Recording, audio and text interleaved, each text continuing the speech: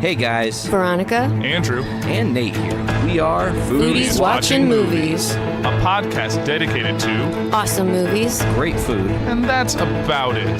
Check us out on the JIC network at www.journeyintocomics.com. Maybe throw some money over to our Patreon. So we can eat this week. And now, your feature presentation. The following is a Journey into Comics network production. From the suburbs of Chicago and Illinois, this is the Puhr Report with your host, Andrew Puhr.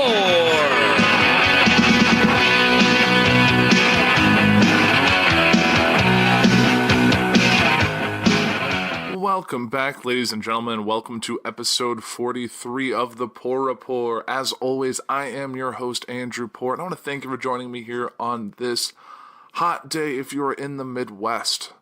I'm actually recording this a few days early. This is actually Sunday evening, pretty late that I'm recording this because life doesn't rest and I got a lot going on in my personal life that I've talked about on this show previously and on my other show that I do with my fiance Liz, Adulting Ain't Easy, and I have another show to actually go more in details on that you'll see later this week.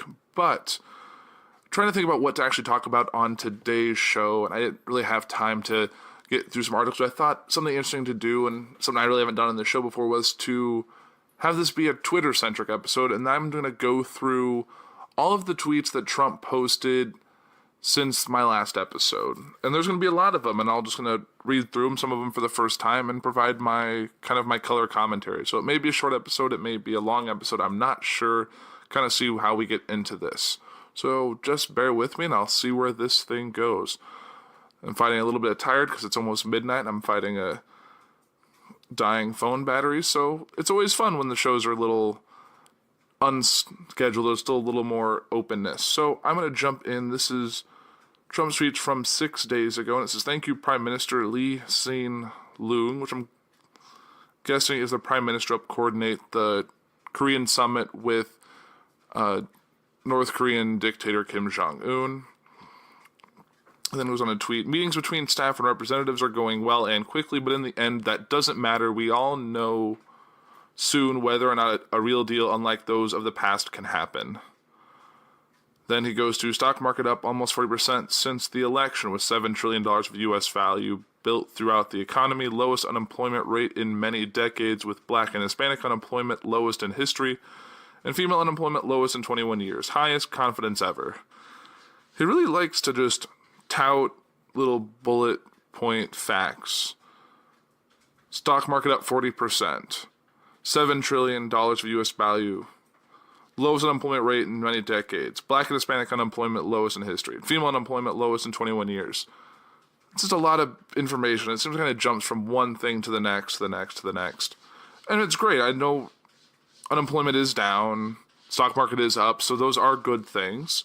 Don't know if there's directly related to them because as we've learned in the past, a current president's actions aren't totally driven by sometimes it's still residual effect from the previous president because things tend to be pretty slow moving between legislation and what you do in office affecting the market around you. And the unemployment rate was dropping a little bit under the latter part of President Obama's term before it went to President Trump's turn. So, kind of see where we go. So, he follows it up with, "The fact that I'm having a meeting is a major loss for the U.S. Say the haters and losers." Hold on. "The fact that I am having a meeting is a major loss for the U.S. Say the haters and losers. We have our hostages, testing, research, and all missile launches have stopped, and these pundits who have called me wrong from the beginning have nothing else they can say. We will be fine!" Exclamation point. I don't even know what he's talking about. I'm sure there was something that was ruffling his feathers. "Just one big Supreme Court decision on voting. Great news." Not sure what that's about. A lot of these have zero context, which I feel like is kind of how the president operates on his personal Twitter. It's a lot of just quick reaction to there's something in the news, something going on at the time, and out of context, you have no idea what they're actually referring to. Our great Larry Kudlow, who has been working so hard on trade and the economy, has just suffered a heart attack. He is now in Walter Reed Medical Center. Okay. hopefully he's doing well now. The next thing is a video showing, it looks like Donald Trump's arrival to it's basically a Singapore promotional event leading up to his interaction with Kim Jong-un. It looks like it was maybe the White House showing their first interaction with the Korean flags and the U.S. flag side by side, and then them walking through the Singapore at this, looks like a lovely hotel.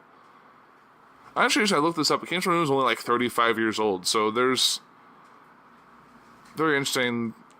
And him and Donald Trump are actually both at very similar heights and build, which is also kind of interesting comparison. You see the side-by-side pictures of them. Moving from that, Henry McMaster loves the people of South Carolina and was with me from the beginning. He is strong on crime and border, great for our military and our vets. He is doing a fantastic job as your governor and has my full endorsement. A special guy. Vote on Tuesday. Just a very promotional tweet from himself, and then it looks like he retweeted it. He originally posted on the 9th and then retweeted it, I'm guessing, to get closer to last Tuesday, which was the election day for some of the southern states, like South Carolina. Looks like he's just going on a spree. I strongly endorse Adam Laxalt for governor of Nevada. Adam is smart, works hard, and knows how to win. You'll be a great governor. Also will fight hard to lower your taxes and is tough on crime.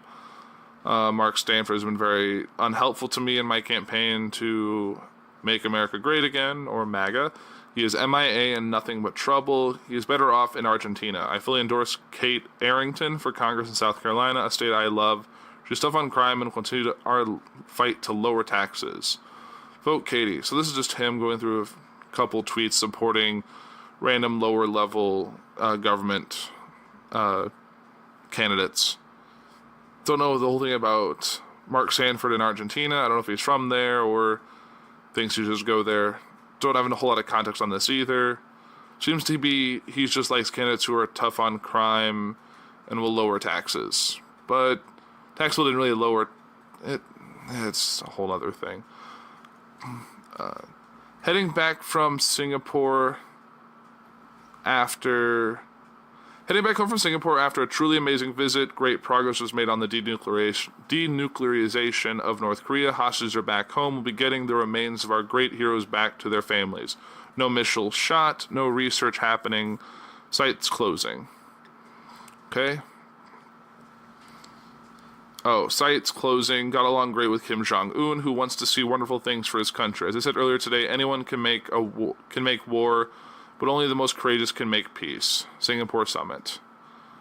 And looks like a video. He also shared a video from Facebook through the White House Facebook page.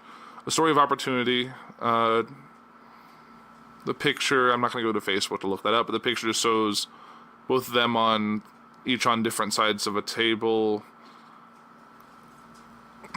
Another post about, it's time for another MAGA rally. Join me in Duluth, Minnesota on Wednesday, June 20th at 6:30 p.m.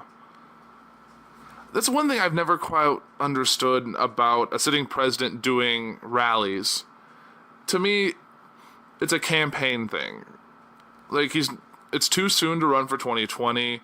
It's not a good use of taxpayer time in him for him to go to different places throughout the U.S., have a rally, give random campaign-style stump speeches, get the cheers of his diehard fans. It just seems like he just does this to get an ego boost every couple weeks, which he might just like. I don't think there's a benefit to it.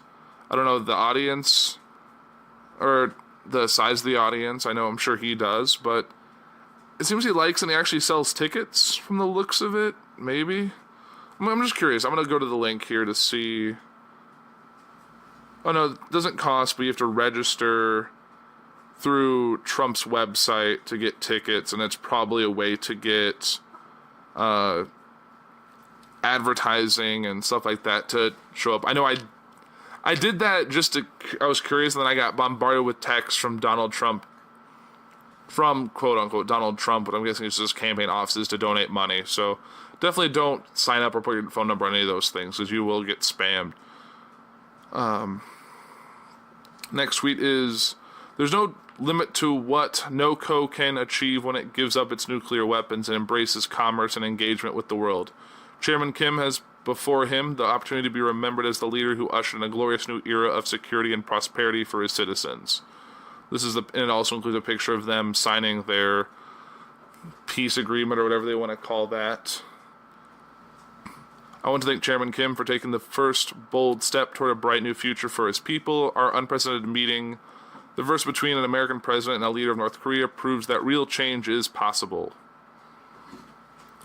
We'll see from everything I've read, it seems to be some hard to follow up on promises, and we'll kind of see. It might be a first step. I know it seems like we gave up more than we got, but it's a little too soon to tell. Another tweet. The world has taken a step back from potential nuclear catastrophe. No more rocket launches, nuclear testing, or research. These hostages are back home with their families. Thank you to Chairman Kim. Our day together was historic. Definitely did a lot of thinking. A year ago, the pundits and talking heads, people that couldn't do the job before, were begging for consolation and peace. Please meet, don't go to war. Now that we meet and have a great relationship with Kim Jong-un, the same haters shout out, you should meet, do not meet. Okay.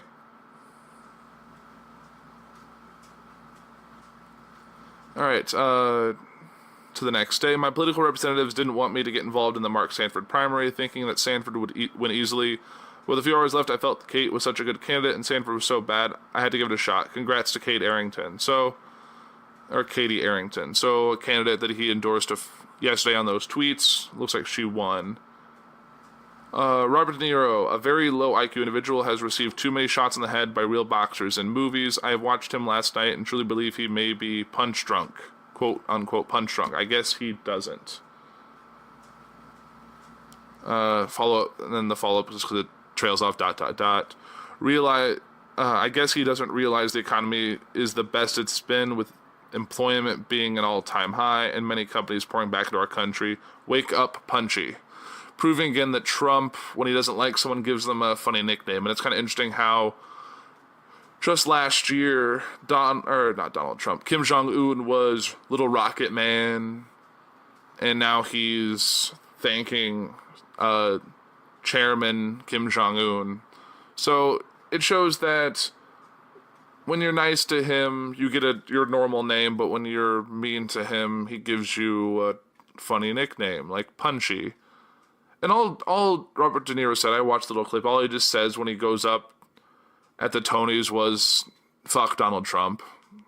Sorry I'm cursing on my own show, but hey, this happened. So that's all he said, and apparently that was enough to get Donald Trump upset. But I guess when you attack him personally, but he never said he didn't do any of these things. The economy being great and companies pouring back into the country, which I don't know how much we've actually seen of that. Yeah, it's just, you messed with him. So he's going after you a little bit. Next tweet is, congratulations to Corey Stewart for his great victory for Senator from Virginia.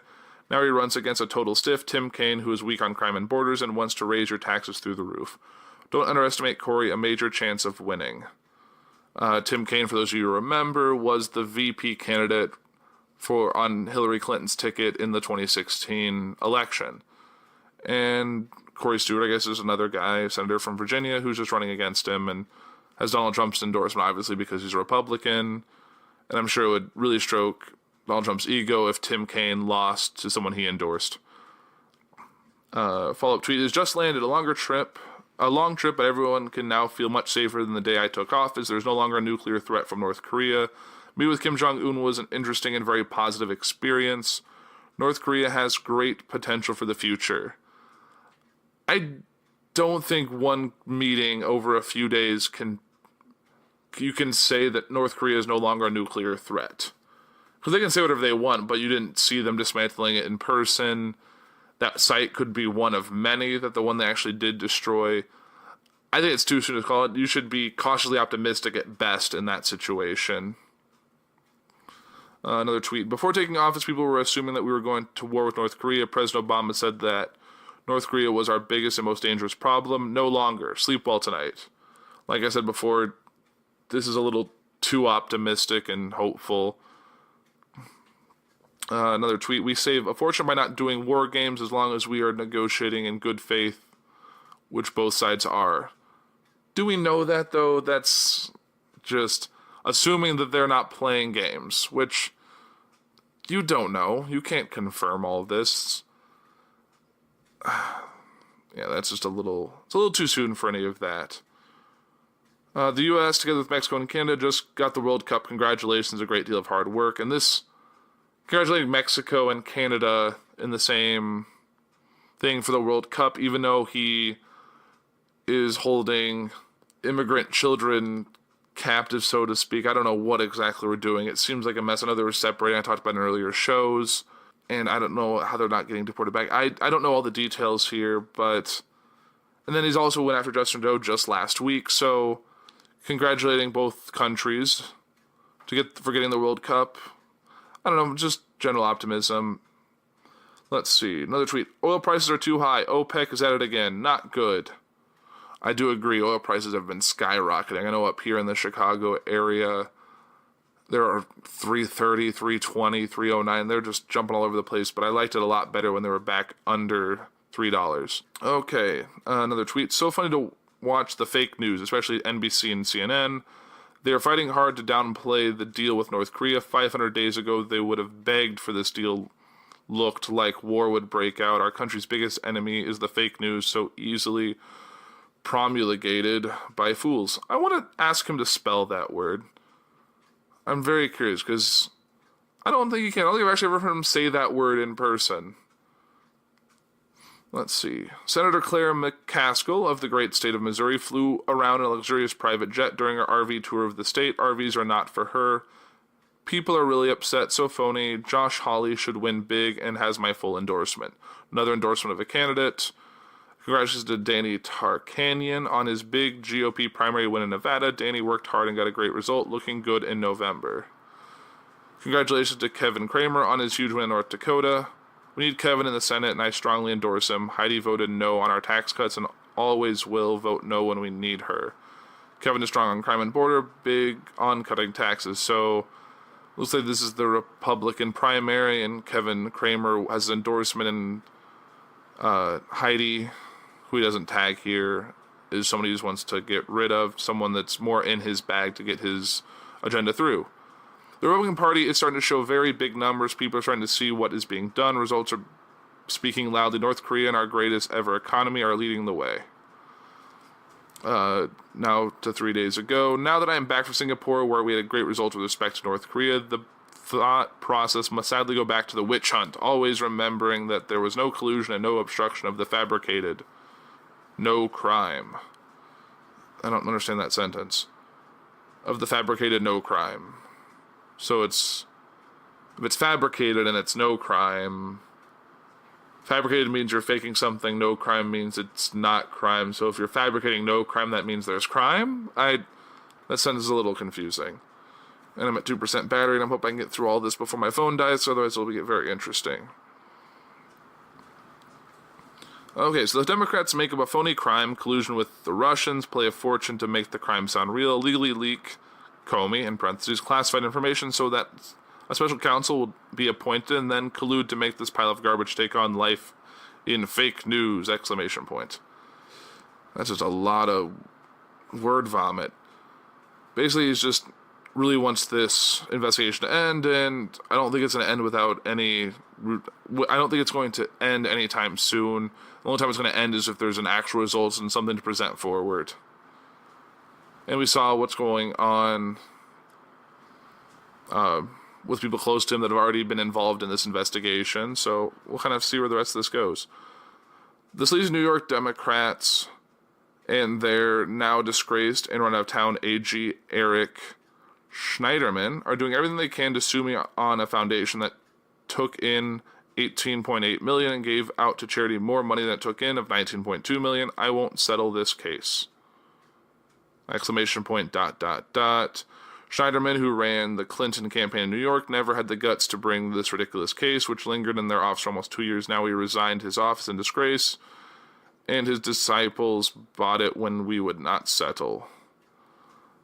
going after his business and his charity definitely got his attention. Happy 243rd birthday to the U.S. Army. Thank you for your bravery, sacrifice, and dedication to the USA. We love you. Finally, something that's a positive thing. So yes, happy birthday 3 days ago to the U.S. Army. You guys keep doing what you're doing. We value your sacrifice, and yeah, we definitely love you and everyone involved in the Army. Happy Flag Day, June 14th. And my phone just died, which means I get to transfer to the internet. Give me one moment, ladies and gentlemen. I'll probably cut out the gap here so we don't miss a beat. Then I just gotta find that Twitter again. Alright. June 15th. FBI agent Peter Strzok, who headed the Clinton and Russia investigations, texted his lover Lisa Page in the IG report that will stop candidate Trump from becoming president. Doesn't get any lower than that. The IG report is total disaster for Comey, his minions, and sadly the FBI. Comey will now officially go down as the worst leader by far in the history of the FBI. Did a great service to the people in firing him. Good instincts. Christopher Wray will bring it proudly back. I do hope that FBI can get over what's going on. It seems like they have had a credibility slide, and this whole investigation has just brought them a lot. They definitely work better when they're not this far in the public eye, and I think they need to go back, but Trump will just kind of keep bringing it up, which is just the nature of the beast when you're dealing with something like this. Thank you for all the compliments on getting the World Cup to come to the USA, Mexico, and Canada. I worked hard on this along with a great team of talented people. We will never fail, and we will be a great World Cup. A special thanks to Bob Kraft for excellent advice.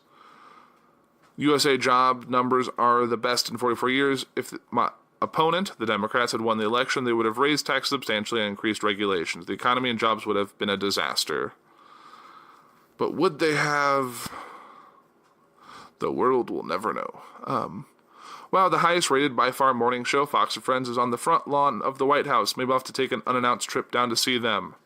He really loves Fox and Friends. I feel like he's watched that show every morning. I remember hearing back when he moved into the White House, he added more TVs to his upstairs at the White House apartment, or whatever they call the living space, just so we could watch more TV, because he definitely does like watching Fox Friends in the morning news shows.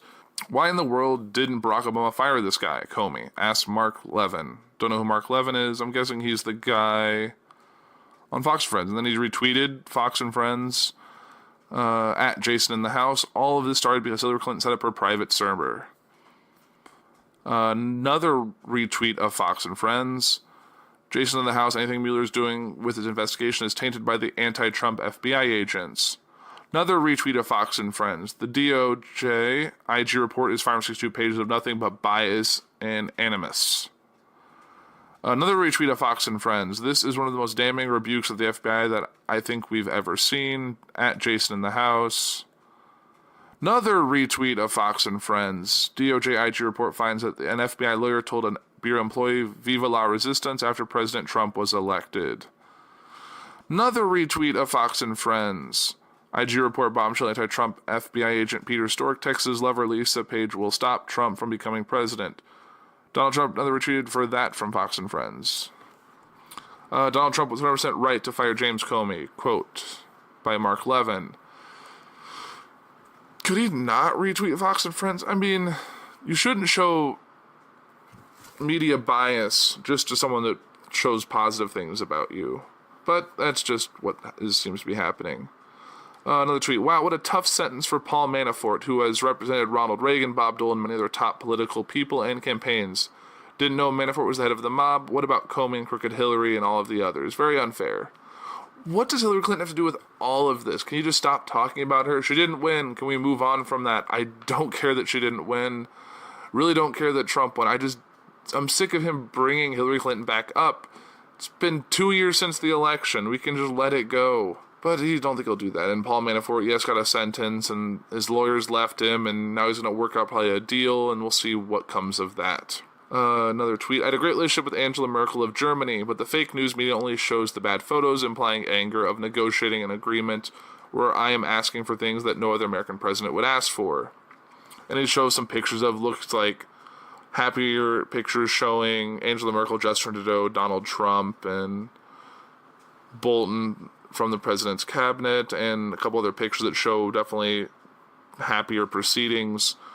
And I remember I talked about in the last episode, showing that angry picture, now pictures worth 1,000 words, and yes, but their own, and so I will kind of backtrack that a little bit, saying yes, it did look very damning, because it was Angela Merkel kind of pointing over a desk, and Donald Trump with his arms crossed, and it's just showing that they're having an in-depth discussion, and yes, there's always more pictures, and that was just a moment in time. So it looks like it was just a very intense negotiation. Things kind of worked themselves out later on. The fake news media said that I did not get along with other leaders at the G7 summit in Canada. They were once again wrong, and it looks like it shows pictures of him and Trudeau and Macron and Merkel and all of them hanging out. Great discussion with the European Union Commission President Jean-Claude Juncker, don't know how to pronounce it, and EU Council President Donald Tusk. The G7 summit in Canada last week, showing a picture of them. Donald Tusk, that's an interesting name. The Democrats are forcing the breakup of families at the border have with their horrible and cruel legislative agenda. Any immigration bill must have full funding for the wall and catch and release, visa lottery, and chain, and go to merit-based immigration. Go for it, win. So the Democrats are forcing the breakup of families at the border with their horrible and cruel legislative agenda. So I don't understand how the Democrats are causing it in a White House and House and Senate that are both controlled by Republicans. If he had a problem with this, he could easily fix it, but it seems like he's holding out doing anything about anything involving immigration until a bill involving funding for the wall and catch and release. Even though funding for the wall was something he said that Mexico would pay for, but we have to pay for it in advance and then get reimbursed through some kind of means or taxes or tariffs or whatever. Long string of thought there. Looks like it's a retweet from the White House page with a quote from President Trump's weekly address from June 16th, quoting, Americans must demand their lawmakers support the legislation we need to defeat MS-13 once and for all and ensure every American child in every American community can grow up in safety and grow up in security and in peace. Okay. Donald J. Trump tweeted from, well, listen, I'm finally getting near the top. This is from earlier today. Chuck Schumer said the summit was what the Texans call all cattle and no hat. Thank you, Chuck. But are you sure you got that right? No more nuclear testing or rockets flying all over the place, blew up launch sites, hostages already back, hero remains coming home, and much more. But in all fairness, there wasn't rockets flying all over the place before there was rocket testing, so, and this is all just temporary. It's not even been a week since this happened. We don't, like the movie Jerry Maguire, show me the money. Like, I want to see what's going on. Show me it before I'll believe you. Looks like Donald Trump is retweeting Donald Trump saying, please clear up the fake news, referring to an earlier post showing the Angela Merkel photos debunking the fake news, even though it was just a picture that she had put out there that was a different moment in time. Tweet from earlier today as well. Daniel Henninger of the Wall Street Journal, the IG report makes it clear, as did Rod Rosenstein's memo, that Trump was absolutely justified, unquestionably justified in firing James Comey, so I think the Mueller investigation is on pretty weak grounds right now. Witch hunt. That's how he ended the quote. So that's not something that Daniel Henninger said, that's just what he said. Funny how the fake news, in a coordinated effort with each other, likes to say I gave so much to North Korea because I'm quote-unquote met. That's because that's all they have to disparage. We got so much for peace in the world, and more is being added in finals. Even got our hostages / remains. Okay. Holding back the war games, quote-unquote, during the negotiations was my request because they are very expensive and set up a bad light during good faith negotiations. Also quite provocative, can start up immediately if talks break down, which I hope will not happen. So there's a little bit of backtracking. Say, okay, we ended the war games, as he calls it, but we can start it back up whenever. The denuclearization deal with North Korea is being praised and celebrated all over Asia. They are so happy over here in our country, some people would rather see the historic deal fail than give Trump a win, even if it does save potentially millions and millions of lives. Our economy is perhaps better than it has ever been. Companies doing really well and moving back to America, and jobs numbers are the best in 44 years. I don't disparage the fact that the job numbers are the best in 44 years. The unemployment is at a record low.